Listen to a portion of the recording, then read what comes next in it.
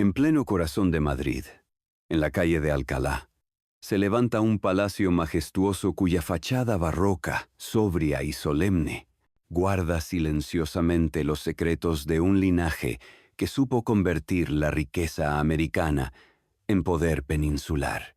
Hoy lo conocemos como la Real Academia de Bellas Artes de San Fernando, pero en el siglo XVIII era el símbolo tangible de la fortuna de una familia que emergió de las montañas de Navarra y extendió sus raíces hasta las alturas de los Andes. Ese apellido, Goyeneche, resonaba tanto en las salas doradas de la corte madrileña como en los claustros de las iglesias coloniales de Arequipa. La historia de los Goyeneche no comienza en palacios, sino en un valle húmedo y verde del Pirineo. De origen hidalgo pero sin gloria, supieron intuir que el futuro no se jugaba en los campos de Navarra, sino en los puertos donde zarpaban los galeones cargados de plata de Potosí y oro peruano. Su destino se fraguó en las rutas del Atlántico, allí donde se decidía la riqueza de imperios. Cuando uno contempla los retratos al óleo de sus descendientes,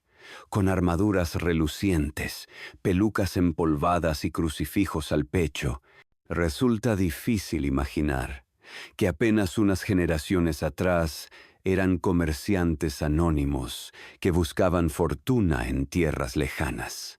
Y, sin embargo, fue esa capacidad de reinvención lo que convirtió a los Goyeneche en banqueros de Indias, en prestamistas de reyes, en mecenas de artistas y en constructores de templos. El motor de esa ascensión fue el flujo incesante de plata y oro que partía del virreinato del Perú. Desde las minas de Potosí, a más de 4.000 metros de altura, hasta los puertos de Arica y Callao, toneladas de metal precioso bajaban por rutas custodiadas por soldados, atravesaban el océano bajo la amenaza constante de corsarios y huracanes. Y finalmente desembarcaban en Sevilla y Cádiz, el corazón económico de la monarquía hispánica. Allí, familias como los Goyeneche tejían su fortuna, actuando como intermediarios, financiadores y comerciantes, en un engranaje que unía continentes enteros. Pero la riqueza material no era suficiente. En una España donde la nobleza de sangre despreciaba a los recién llegados, era necesario transformar el dinero en legitimidad, y los Goyeneche lo entendieron mejor que nadie. Levantaron palacios en Madrid, auténticas declaraciones de poder. Erigieron templos en Arequipa, dejando inscrito su nombre en piedra volcánica blanca. Compraron títulos nobiliarios, se aliaron con órdenes religiosas y se acercaron a los círculos del poder real. Sin embargo, detrás del esplendor barroco que aún hoy deslumbra al visitante, se oculta una tensión profunda. ¿Puede una fortuna basada en la explotación colonial, en el sudor de miles de indígenas y esclavos que arrancaban plata de las entrañas de los Andes, sostenerse sin despertar recelos, envidias y acusaciones? ¿Hasta qué punto los Goyeneche fueron artífices de su destino o simples engranajes de un sistema implacable? El eco de esa contradicción atraviesa su legado. En Arequipa, su casa Goyeneche se alza todavía como un emblema del barroco mestizo, con balcones tallados en sillar y patios interiores que evocan el mestizaje cultural. En Madrid, el palacio que hoy alberga academias de arte fue testigo de bailes, recepciones diplomáticas y negociaciones financieras que definieron la política del imperio. Y en Navarra, su valle natal conserva apenas el recuerdo de un apellido que, en pocos años, saltó de la discreción provincial a las crónicas del poder. La historia de los Goyeneche es, al mismo tiempo, fascinante y perturbadora. Fascinante porque revela cómo una familia pudo transformar la fortuna americana en un imperio privado de prestigio y belleza arquitectónica. perturbadora porque nos obliga a mirar de frente las sombras de la colonización, la violencia de las minas y la fragilidad de las riquezas basadas en recursos efímeros. Este es el relato de una dinastía que supo comprar su entrada en la aristocracia española, que brilló en el apogeo del barroco y que, como tantas otras, tuvo que enfrentarse al paso del tiempo, a los cambios políticos y a la decadencia inevitable. ¿Fueron los Goyeneches simples comerciantes enriquecidos o auténticos arquitectos de poder transatlántico? ¿Qué secretos se esconden tras los muros de piedra blanca en Arequipa y las galerías de mármol en Madrid? ¿Hasta dónde llega la gloria de una familia cuando está sostenida por el oro y la plata de Indias? Aquí comienza el viaje. Un recorrido que nos llevará de las montañas navarras a los Andes, de los salones cortesanos a las minas de Potosí, de la magnificencia barroca al silencio del olvido. La historia de los Goyeneche no es solo la de una familia, sino la de un imperio entero, reflejado en un apellido. En las montañas húmedas del Baztán, en Navarra, donde los valles se cierran entre bosques de hayas y prados infinitos, nació un apellido que, a simple vista, no parecía destinado a resonar en la historia del imperio español. Los Goyeneche, como tantos otros linajes de hidalgos provinciales, eran dueños de tierras modestas, con un abolengo suficiente para reclamar cierta dignidad, pero sin el peso económico ni político que abría puertas en las cortes castellanas. Su solar se encontraba en Ariscún, un caserío que todavía hoy guarda la memoria de la familia. Allí, entre muros de piedra y tejados de pizarra, se forjó la primera identidad de un linaje que más tarde se transformaría en banquero, aristócrata y mecenas. La Navarra del siglo XVII estaba marcada por el éxodo de sus jóvenes hacia las Indias. Desde finales del siglo XVI, cientos de vascos y navarros habían cruzado el Atlántico buscando fortuna en las nuevas tierras. Sevilla, y más tarde Cádiz, funcionaban como auténticas puertas de acceso al comercio colonial. Allí se gestionaban los flujos de plata y mercancías, allí se contrataban navíos y se negociaban licencias para exportar e importar. Para los Goyeneche, como para tantos de su región, el camino hacia el ascenso pasaba por ese océano lleno de incertidumbres. El primero en dar un salto decisivo fue Juan de Goyeneche y Gastón.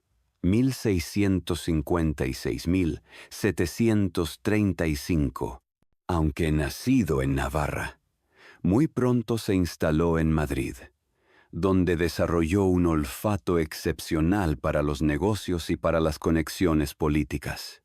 Juan no viajó a América personalmente, pero su destino quedó unido a las fortunas generadas en Perú y Bolivia gracias a una red de parientes y socios establecidos en Arequipa, ciudad que se convertiría en el bastión americano de la familia. Arequipa, a los pies del volcán Misti, era en el siglo XVII un enclave próspero del virreinato del Perú. Situada en el eje de las rutas que unían Potosí, Cusco y el puerto de Arica, se convirtió en un centro de comercio y de finanzas. Allí, varios miembros de la familia Goyeneche se asentaron y comenzaron a acumular riqueza vinculada a la plata de las minas del Alto Perú. El dinero no provenía solo de la extracción, sino también del crédito y de la intermediación.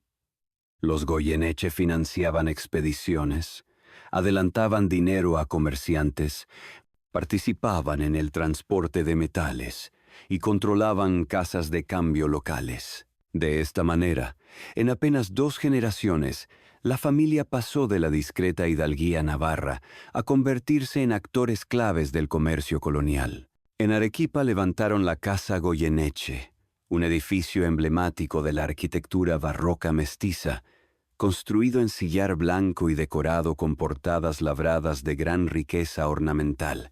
Aquella residencia no era solo un hogar, sino un símbolo de prestigio y un testimonio material del poder alcanzado. Sus muros, aún en pie, hablan del ascenso de un linaje que supo transformar la oportunidad americana en un legado perdurable. Mientras tanto, en la península, Juan de Goyeneche consolidaba su posición en Madrid. Su habilidad le permitió entrar en contacto con los círculos de poder de los Austrias tardíos y, sobre todo, de los Borbones. Fue proveedor de suministros para el ejército, financista de campañas y uno de los hombres de confianza del ministro Melchor de Macanaz y del círculo de reformistas borbónicos. La riqueza procedente de América, canalizada a través de las redes familiares, le permitió comprar tierras, títulos y, sobre todo, levantar su propio palacio en la calle de Alcalá, actual sede de la Real Academia de San Fernando. La combinación era perfecta. En América, la rama arequipeña acumulaba metales preciosos y prestigio local. En España, la rama madrileña convertía ese caudal económico en influencia política y social. Así, los Goyeneche se convirtieron en un linaje transatlántico, con un pie en las montañas de los Andes y otro en los salones cortesanos de Madrid. No obstante, el ascenso no estuvo exento de tensiones. La vieja nobleza castellana miraba con recelo a estos nuevos ricos que intentaban comprar su entrada en la aristocracia. Para consolidar su lugar, los Goyeneche recurrieron al mecenazgo religioso y cultural. Patrocinaron iglesias y conventos en Arequipa, financiaron obras de arte en Madrid y respaldaron a artistas y arquitectos. El barroco, con su teatralidad y su ornamentación exuberante, se convirtió en el lenguaje ideal para expresar la magnificencia de una familia que deseaba ser reconocida no solo por su dinero, sino también por su cultura y su piedad. El contraste era llamativo.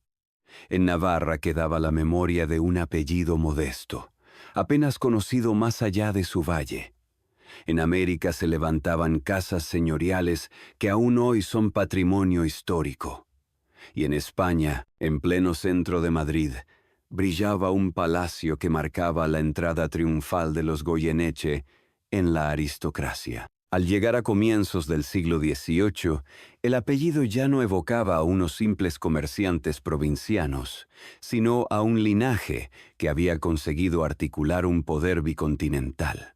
La pregunta que empezaba a formularse era inevitable. ¿Hasta dónde podrían llegar? ¿Sería el dinero de las Indias suficiente para asegurar un lugar permanente en la alta nobleza española? Ese interrogante nos conduce al siguiente capítulo.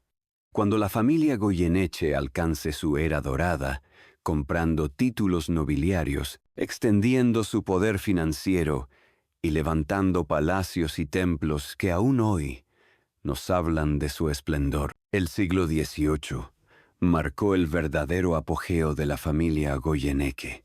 Si en el XVII habían sembrado la semilla de su fortuna, con ramificaciones en Navarra, Madrid y Arequipa, durante el siglo ilustrado esa riqueza cristalizó en poder político, prestigio social y una red de influencia que los situó entre las familias más poderosas del mundo hispánico. La figura clave de este ascenso fue, sin duda, Juan de Goyeneche y Gastón, 1656-1735, nacido en Ariscún. Había demostrado una astucia singular para navegar los mares turbulentos de la política madrileña en los últimos años de los Austrias y en la transición hacia los Borbones. Leal a Felipe V durante la Guerra de Sucesión, financió campañas militares, suministró armas y víveres y, sobre todo, se convirtió en uno de los principales banqueros de la nueva dinastía reinante. El respaldo a los Borbones fue la jugada maestra de Juan. En recompensa, recibió privilegios, licencias y contratos que multiplicaron la fortuna familiar. Supo moverse entre las sombras del poder. Trabajó con ministros clave, apoyó las reformas económicas impulsadas por Melchor de Macanaz y se convirtió en ejemplo del empresario ilustrado, un nuevo perfil de hombre poderoso que unía iniciativa privada con servicio a la monarquía. Con los recursos que llegaban de Perú a través de sus hermanos y sobrinos instalados en Arequipa, Juan emprendió una serie de inversiones colosales. Levantó el Palacio de Goyeneche en Madrid, en plena calle de Alcalá, cuya magnificencia barroca lo situaba a la altura de las mejores residencias aristocráticas de la capital. Ese palacio, que más tarde se convertiría en sede de la Real Academia de Bellas Artes de San Fernando, fue concebido no solo como una casa familiar, sino como una declaración de legitimidad. Los Goyeneche habían llegado al corazón del poder y querían dejarlo grabado en piedra y mármol. El esplendor arquitectónico fue acompañado de una política de mecenazgo artístico y religioso. En Arequipa,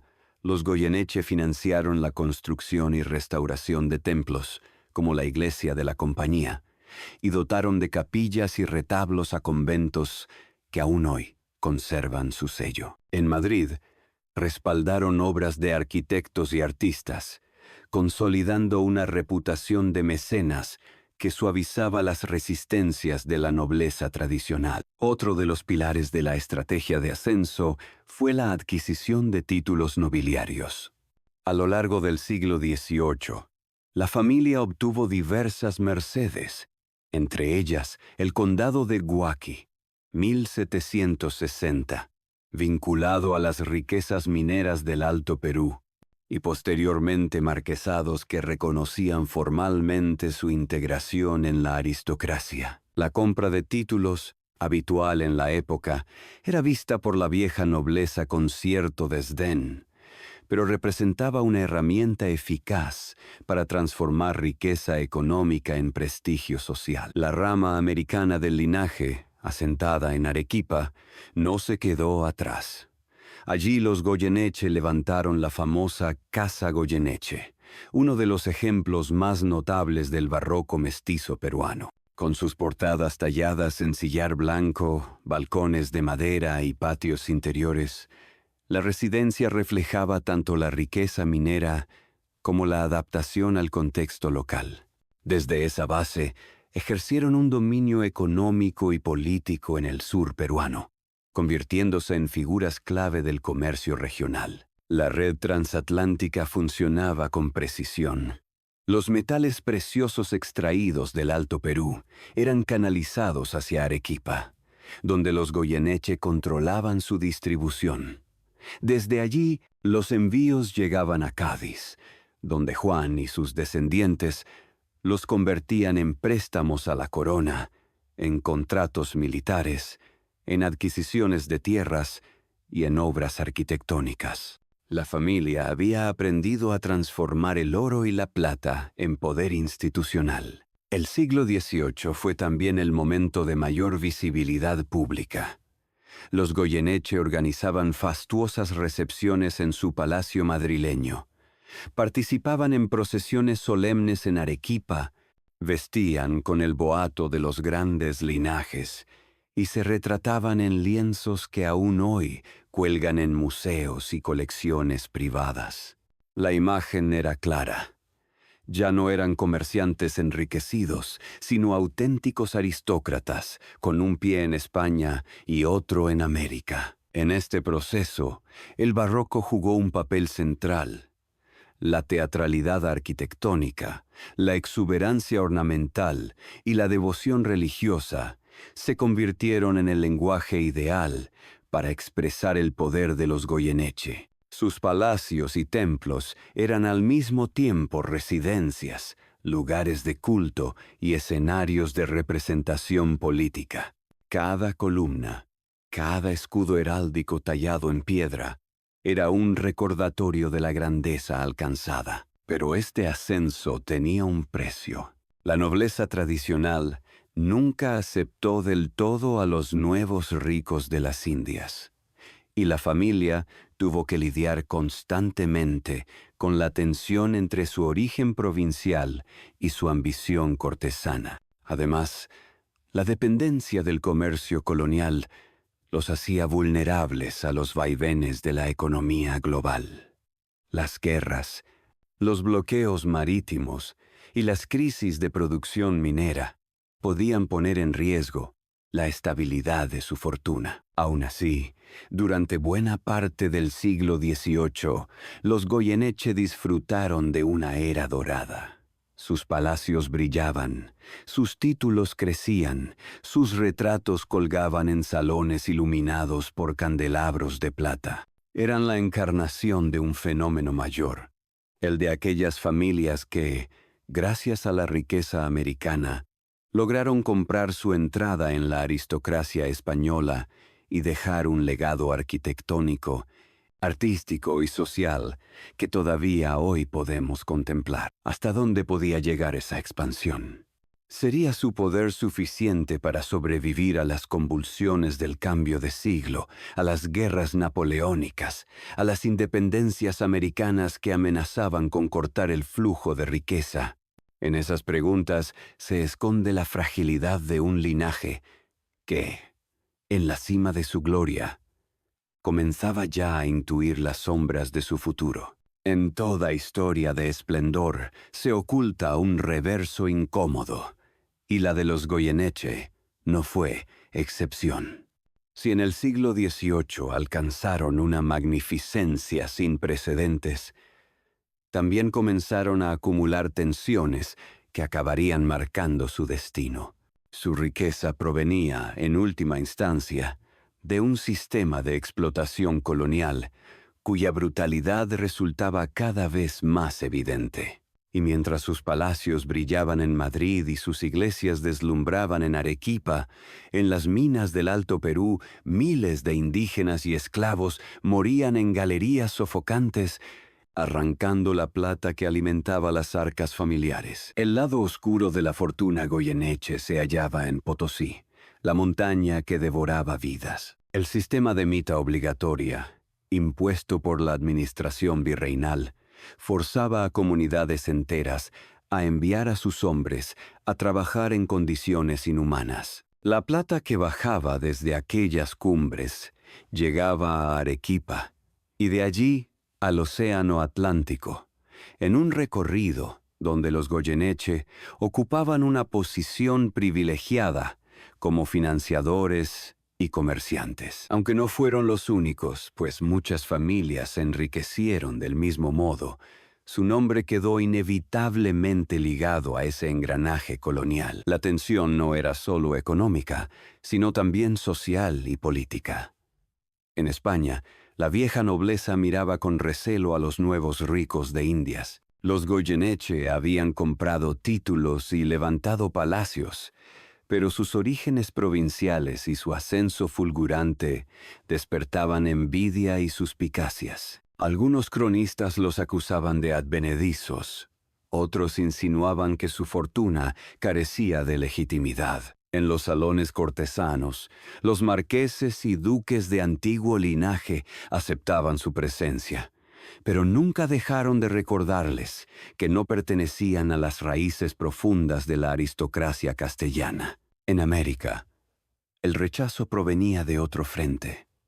Los criollos descendientes de españoles nacidos en el continente empezaban a reclamar mayor protagonismo político y a cuestionar el dominio peninsular. Los Goyeneche, firmemente vinculados a la corona y beneficiarios del sistema virreinal, se situaron del lado de la metrópoli, lo que los convirtió en blanco de resentimientos locales. Su papel como banqueros y terratenientes los enfrentó a comerciantes criollos que veían en ellos la encarnación de un poder extranjero y extractivo. La familia tampoco estuvo libre de conflictos internos.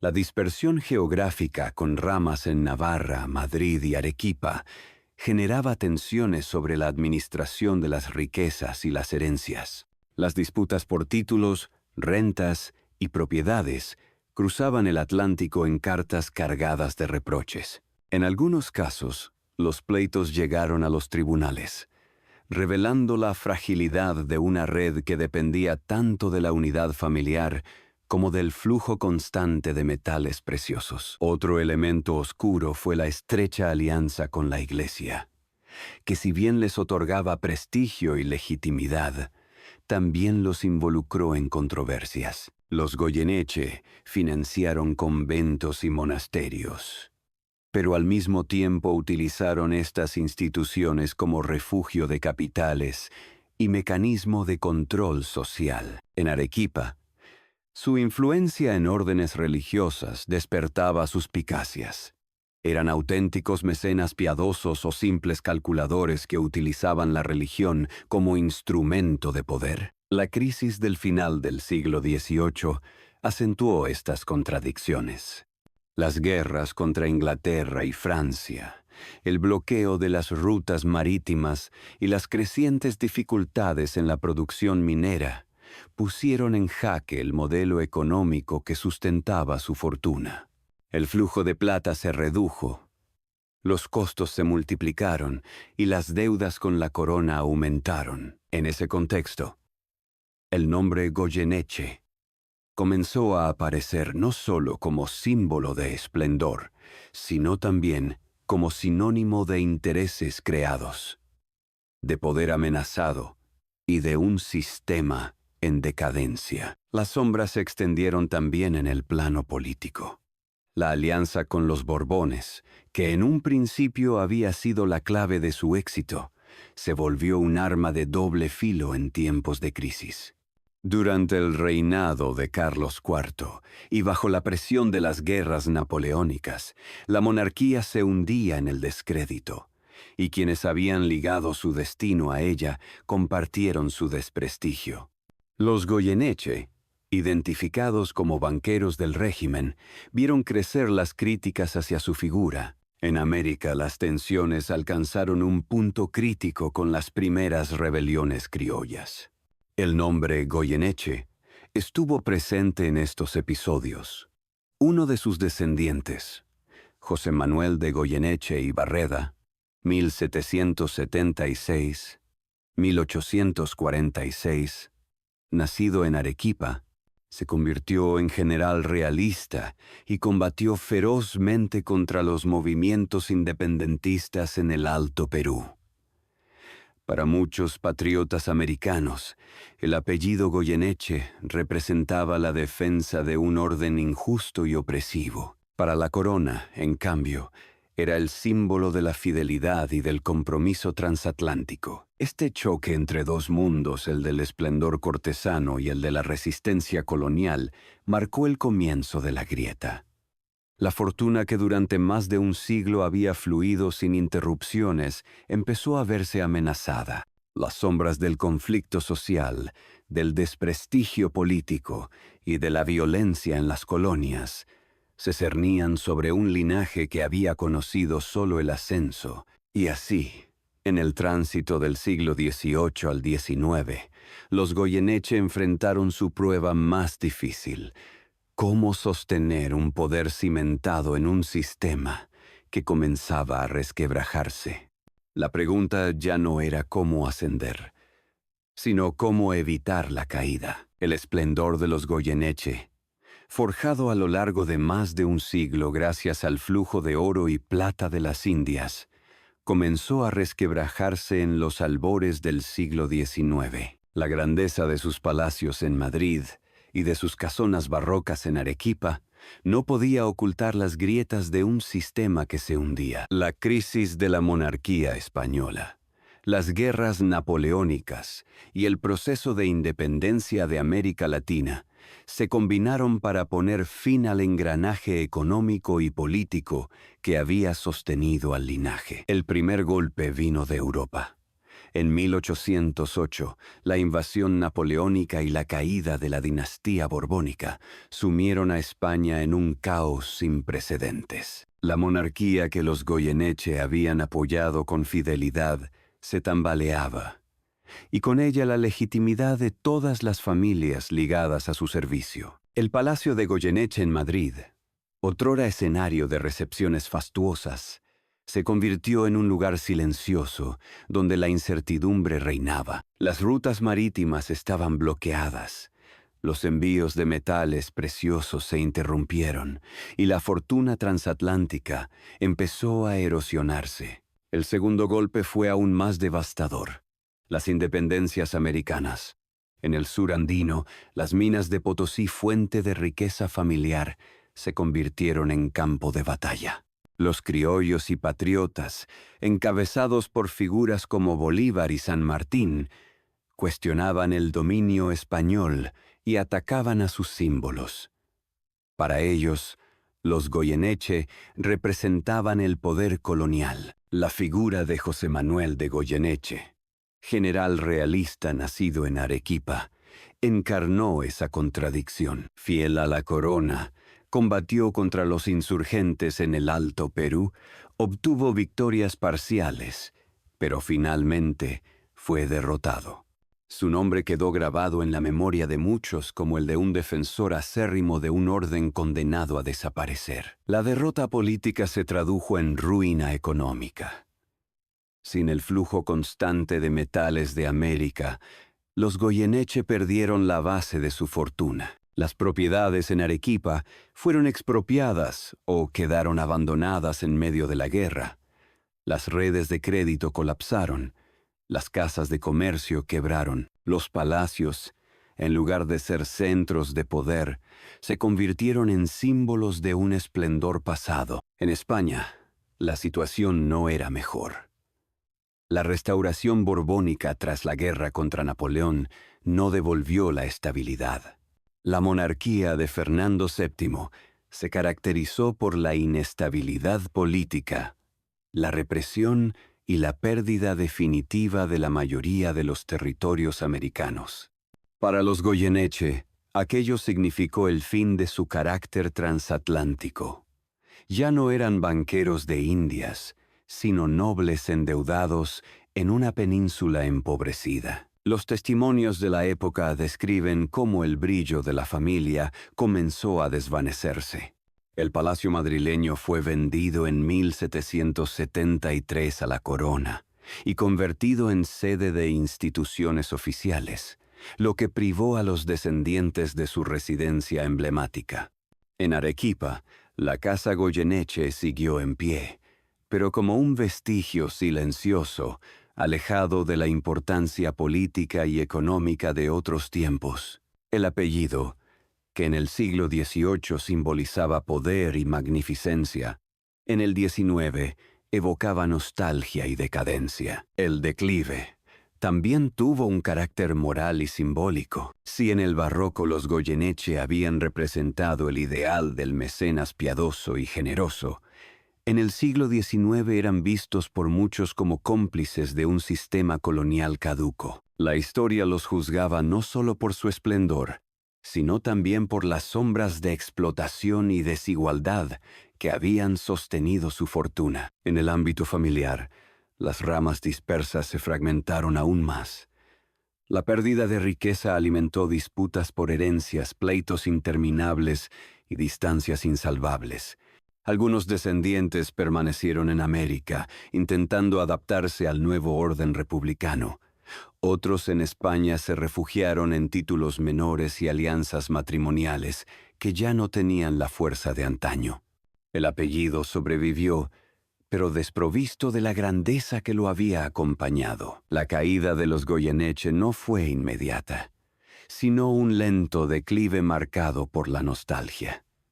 Sus palacios y casas solariegas permanecieron como testigos mudos. Sus retratos, colgados en museos y colecciones, se convirtieron en recuerdos de un tiempo perdido. Y su nombre, que en el siglo XVIII aparecía en crónicas políticas y económicas, en el XIX se redujo a notas al pie en documentos notariales y eclesiásticos. Así, lo que había comenzado como una aventura audaz de un navarro en la corte madrileña y de unos parientes en Arequipa, terminó diluyéndose en el torbellino de las revoluciones y en el ocaso de un imperio. El linaje que había sabido transformar el oro y la plata de Indias en poder cortesano se encontró de pronto sin Indias, sin oro y sin poder. Y sin embargo, como ocurre con tantas dinastías, su memoria no desapareció del todo.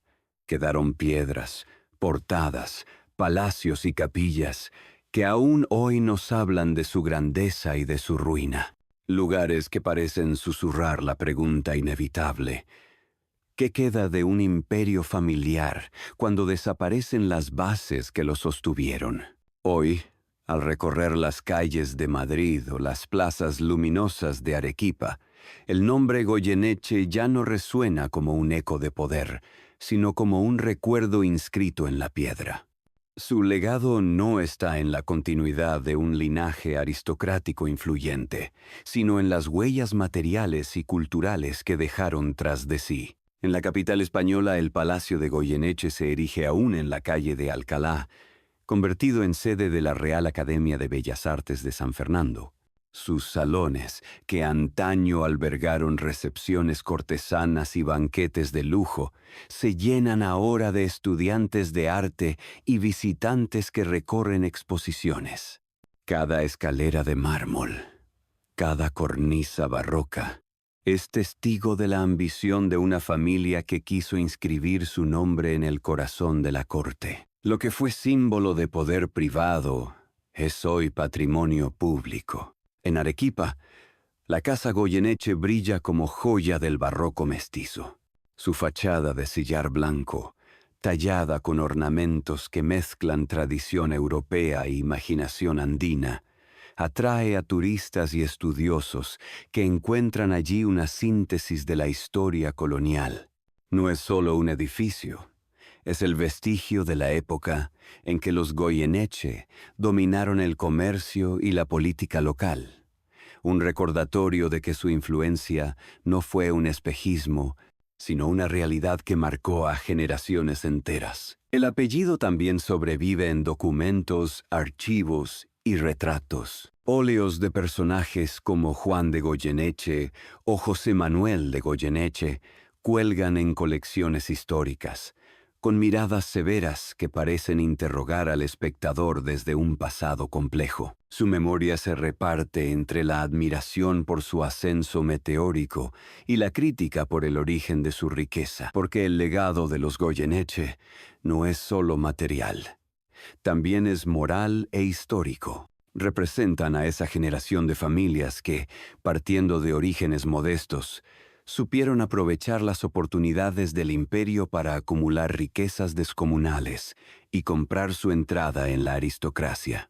Pero también encarnan las contradicciones de un sistema basado en la explotación colonial, en el sufrimiento de miles de trabajadores indígenas y esclavos que alimentaron las minas de Potosí. La reflexión sobre los Goyeneche nos enfrenta, en última instancia, a una pregunta más amplia. ¿Qué significa la grandeza cuando depende de un mundo destinado a desaparecer? Su esplendor barroco fue real, pero efímero. Sus palacios aún se alzan, pero ya no les pertenecen. Su nombre brilla en la historia, pero cargado de ambigüedad. Y quizá ese sea su verdadero legado: recordarnos que la riqueza y el poder, por vastos que parezcan, siempre están sujetos a los giros de la historia. Que detrás de cada palacio hay vidas anónimas que lo hicieron posible.